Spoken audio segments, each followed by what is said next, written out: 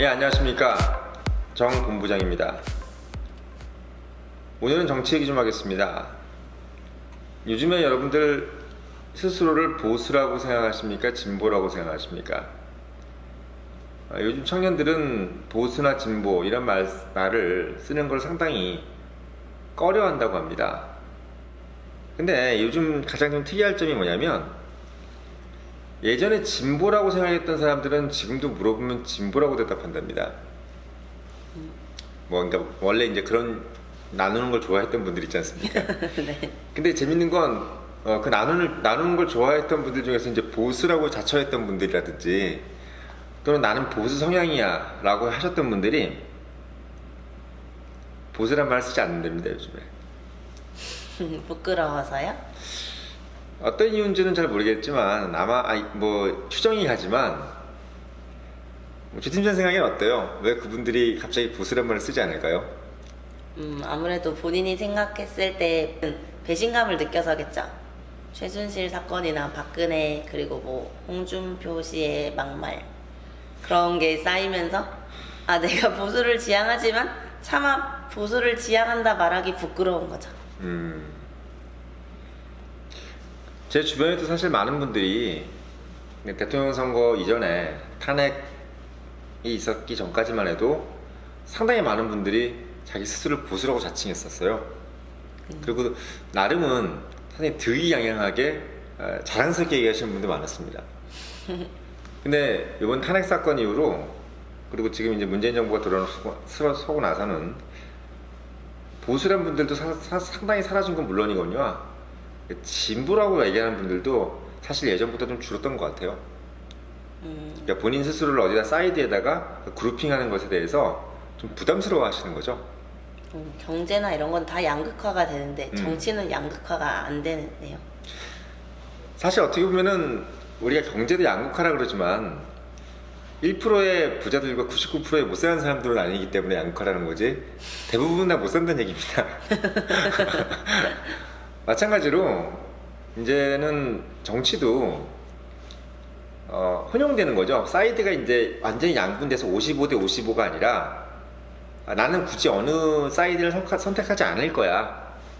왜? 내가 어느 사이드를 선택할 만한 이슈가 별로 없는 것 같아 라고 생각하시는 분들이 상당히 늘었다는 것을 볼 수 있어요. 여기 지지율을 보시면 아시겠지만, 이제 박근혜 대통령이 작년 6월에는 상당히 모든 계층에서 30% 이상대를 지금 받고 있다가 12월 탄핵됐을 때가 5%대에서 3%대 모든 계층에서 이렇게 지금 진행이 되고 있는데, 문재인 정부 들어서고 나서부터는 보니까 또 재밌는 게, 소득이 높으신 분들, 우리가 소위 얘기해서 이제 보수라고 옛날에 좀 자처했던 분들 있지 않습니까? 뭐 고소득자, 빌딩 주인, 건물주, 이제 우리 요즘 청년들이 가장 선망의 대상은 조물주 위에 건물주인 분들, 상가주 뭐 이런 분들, 금융자산가 이런 분들이 보통 소득이 높으신 분들인데, 이분들이 자기 스스로 자칭 보수라고 했던 분들이신데, 이런 분들도 지금 여기 보면은 처음에 상당히 높아요. 요즘엔 문재인 정부에 대해서 상당히 뭐 기대를 가지고 있다라고 얘기를 할 정도로. 근데 뭐 이 얘기는 반대로 얘기하면 기존 보수층에 대한, 그러니까 보수 정치인에 대한 실망감이 그대로 이제 반영된 것이 아닌가라는 생각이 좀 듭니다. 그래서 지금 보면 문재인 정부가 지금 현재 80%대를 막 유지하고 있는데, 지지율이 상당히 높게 지금 가고 있고, 그래서 지금 봤을 때는 어떻게 보면 80%대가 아니라 지금 70%대인가요? 어쨌든 상당히 높은, 네, 높아요. 지지율을 유지하고 있습니다. 근데 여기에는 아무래도 보수층이라고 자처했던 분들이 지지를 한 부분이 상당히 큰 것 같아요. 참 어떻게 보면 고무적인 부분인 것 중에 하나는, 예전에는 그냥 뭐 정책이 옳고 그름을 떠나서 나랑 다른 사이드, 너는 뭐 무산자 또는 노동자를 대변하냐, 나는 건물주를 대변한다, 뭐 이런 식으로 이렇게 나눠졌다면, 지금은 어떻게 보면은 그런 식으로 나누는 그룹핑에 대해서 창피하고 계신다는 것은 분명한 것 같아요.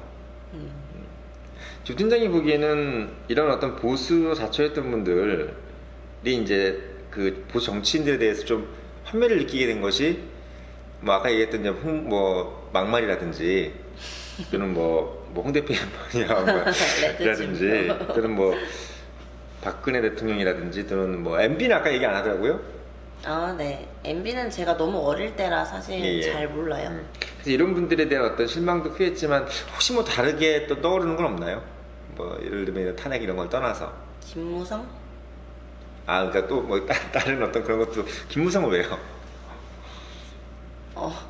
제가 봤을 때는 90% 이상의 청년들이 싫어할 것 같으신 분인데. 아, 어떻게 보면 좀 이 방송이 여러분들 아시겠지만 기존에 공중파들은 패널들이 다 50대, 60대시잖아요. 그래서 어떻게 보면 그분들 입장에서 바라보는 세상이 거의 다 캡처가 되는데 우리 청년인 뉴스룸에서 나오는 얘기들은 이래서 신선한 겁니다. 그러니까 청년들이 생각하는 또 비호감들 아마 이 방송을 통해서 한번 체크해 보시죠. 비호감일 수밖에 없죠. 뭐 본인이 한 말이 그런 말을 했으니까 악마의 편집이 아니고 그냥 그런 발언을 한 거잖아요. 어떤 얘기를 한 거죠? 김무성 씨가 뭐 공항 입국했을 때도 이렇게 캐리어 막 밀고 정말 뭐랄까 예의라고는 1도 찾아볼 수 없는 모습에 막말 많이 하지 않아서 뭐.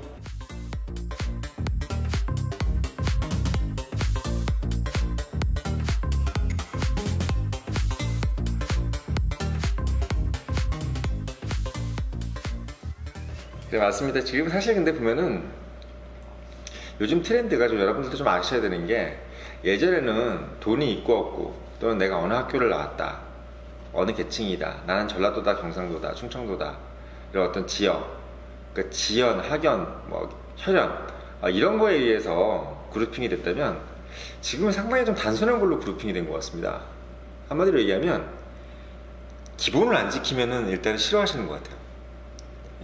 그러니까 이게 어떤 상식적인 커먼센스, 그 커먼센스에서 좀 벗어난다라는 느낌이 들었을 때는 이게 본인의 그룹핑에서 그냥 제외시켜버리는 것이 요즘의 어떤 하나의 트렌드가 아닌가라는 생각이 좀 들어요. 그러니까 특히나 청년 계층들이 누구를 그러니까 좋고 싫음에 대해서 기준을 딱 잡는 것 중에 하나가 뭐 그 사람이 어느 학교를 나왔다 이런 거 별로 신경 안 쓰더라고요. 젊은 친구들은. 그리고 그 사람이 어느 지역이다, 그 사람이 뭘 했다는 것까지 신경을 안 쓸 정도로.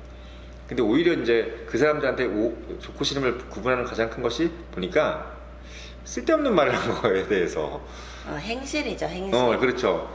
그 사람들의 언행에 대해서 그냥 객관적으로 평가해 버리더라고요. 근데 어떻게 보면 이런 생각이 듭니다. 지금 어떻게 보면 우리가 어렸을 때 도덕책에서 배웠었던 것이 바로 그 사람의 언행을 가지고 그를 평가하라는 거 아니었을까요? 어떻게 보면 너무나 당연한 거였던 것 같아요. 지금 우리 청년들이 그 사람의 언행을 보고 그를 평가한다.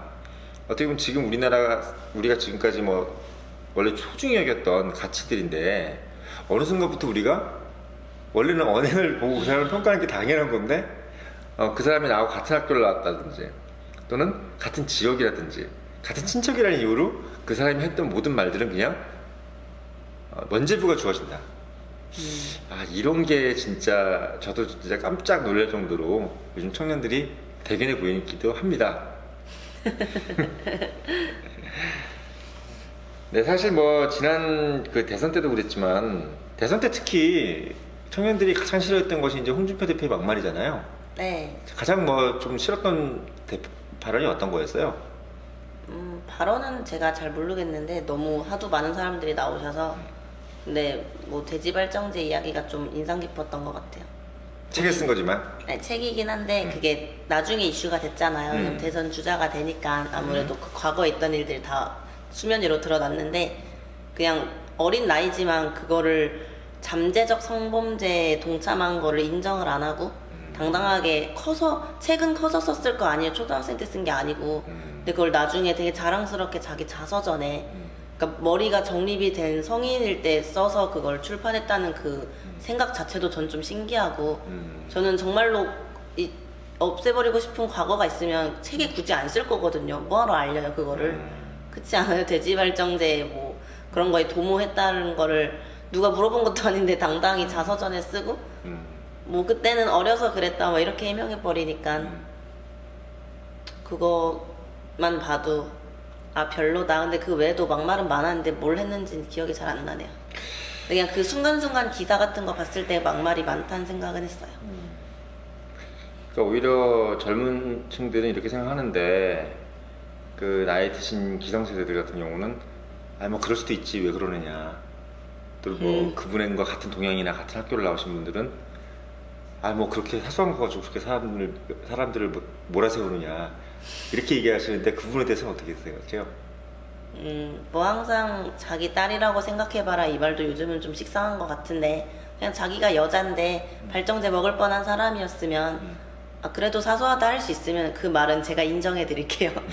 그거는 정말 그 사람의 너무 확고한 가치관이니까 어쩔 수 없는데 본인이 그거 먹고 잠재적으로 뭐 어깨만 만짐을 당했을 뻔 했더라도 그게 뭐 불쾌했을 행동이었으면 근데 그래도 아 나는 괜찮아 돼지 발정제 먹을 뻔할 수도 있지 이러면 전 상관없어요. 그럼 어떻게 보면 젊은 청년들한테는 MB보다 홍준표 대표가 더 비호감이겠네요? 솔직히 둘 다 비호감인데 제가 다만 정치에 관심을 가지게 된 지가 얼마 안 돼서 또 MB는 제가 중학생 때 일이라 정말 저는 광우병이랑 녹조라떼 말고 생각이 안 나요. 아니 왜냐면 이제 MB는 정책적인 부분에서 예를 들면 4대강이라든지 뭐 자원외교라든지 정책적인 실패에 대해서 문제가 되는 거니까 사실은 뭐 잘못을 한 거잖아요. 그냥 뭐 정책적으로 잘못한 거다 판단을 착오한 거다지만 말실수를 한 건 없다는 얘기잖아요. 뭐 예를 들어 누구를 뭐 돼지 발정제처럼 누구를 무시한다든지. 그쵸. 뭐 자서전 봐도 현대에 대한 이야기 나와 있지 자기의 잠재적 범죄 이야기가 나와 있진 않으니까.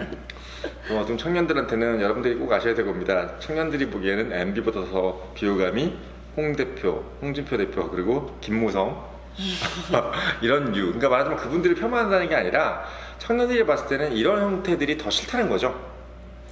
그러니까 옳고 그름 이런 거 옳고 그름의 문제도 있지만 올바르냐 바르지 않느냐 이런 네, 댓글 도토리 키재기입니다.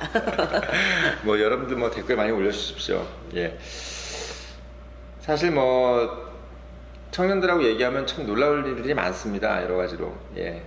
그럼 어떻게 해요? 뭐 기존 정치인들 한번 보면은 우리가 또 보수라고 얘기하시는 분 중에서 유승민 대표가 있잖아요. 바른정당에. 그 바른정당은 좀 어떤 이미지예요? 청년들한테? 정말 사람마다 다르겠는데 저는 사실 정당을 잘 안 보고 그 사람 자체를 봐가지고 뭐라 말씀드리긴 참 어려운데 유승민 대표 같은 경우는 그냥 저한테는 무난한데 조금 이도저도 아닌 느낌은 들었어요. 한마디로 좀 실력이 없어 보인다.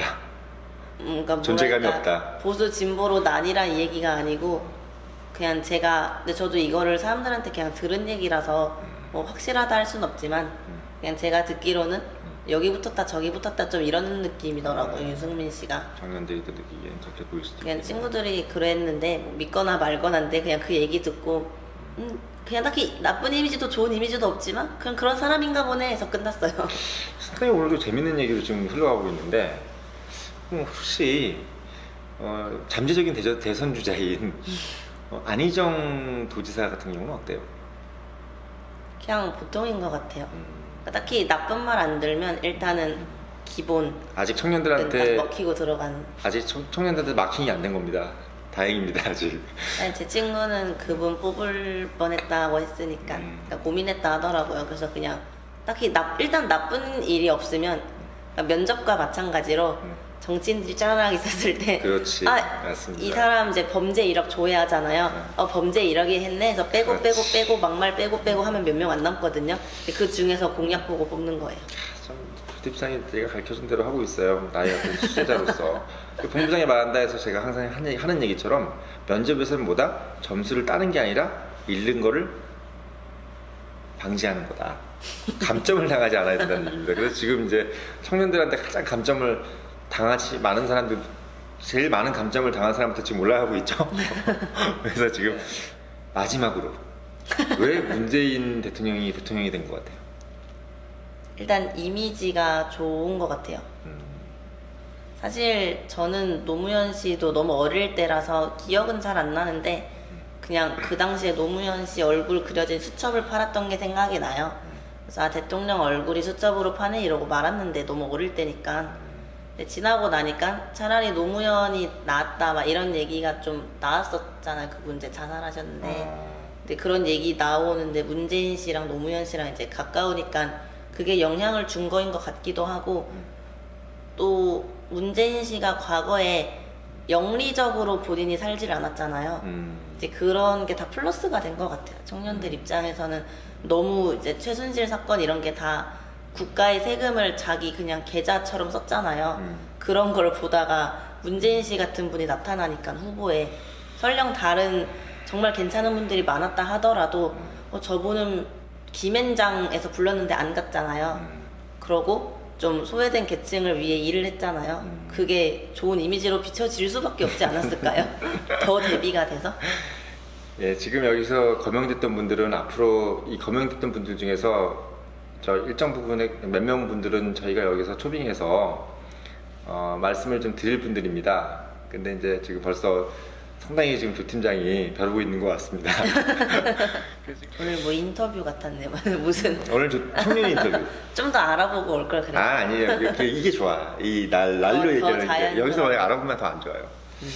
그래서 사실 지금 뭐 청년 인터뷰로서 이제 조 팀장이 간략하게 이제 브리핑을 해줬는데, 사실 이 모든 것이 결국 결론은 왜 누군가가 왜 지금 한국 보수가 왜 외면받고, 그 뭐 딱히 뭐 진보라 그래서 지금 뭐 지지를 받는 건 아니지만 어떤 이유로 이제 외면을 받는 층이 생기는가, 그리고 정치인들 중에서 어떤 사람들이 비호감이 될 것인가에 좀 바로미터가 될 얘기들입니다. 지금 이제 조 팀장이 한 얘기들이. 그래서 지금 단순히 너무 지금 종편에서 나온 얘기들이라든지 공중파에 나오는 패널 분들의 얘기는 너무 정치공학적이에요.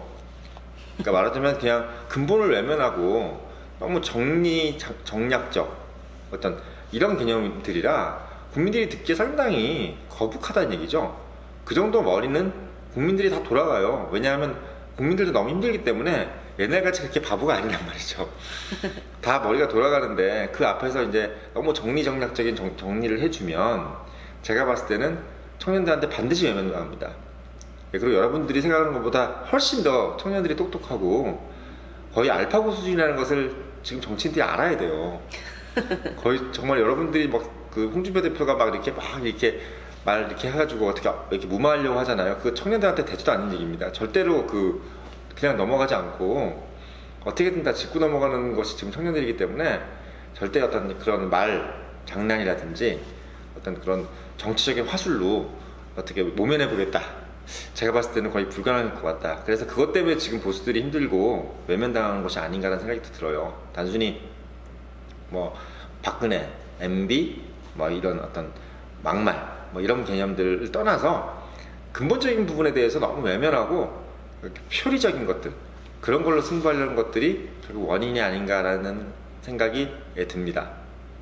네, 오늘 정 본부장의 직톡이었습니다.